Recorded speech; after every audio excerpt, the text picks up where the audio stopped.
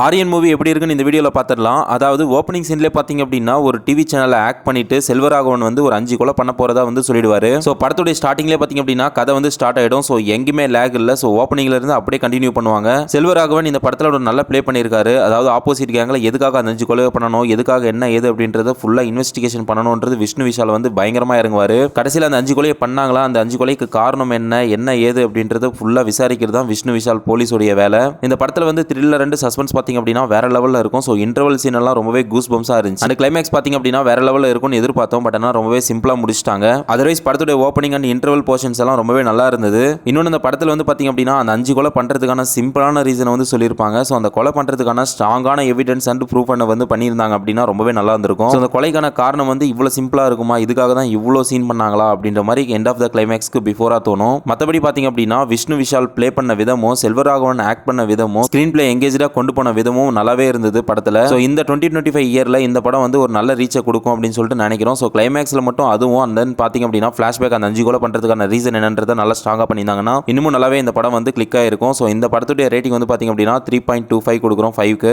நீங்கள் இந்த படத்தை போய் தியேட்டரில் எக்ஸ்பீரியன்ஸ் பண்ணி பாருங்க, நல்லா இருக்கு. ஸோ தேங்க்ஸ் ஃபார் வாட்சிங். இன்னும் நல்ல வீடியோவில் சந்திப்போம். மண்டில் டாட்டா பாய். அண்ட் இந்த மாதிரியான மூவி ரிவ்யூ தெரிஞ்சுக்க நம்ம பேஜை மறக்காம சப்ஸ்கிரைப் பண்ணிக்கோங்க.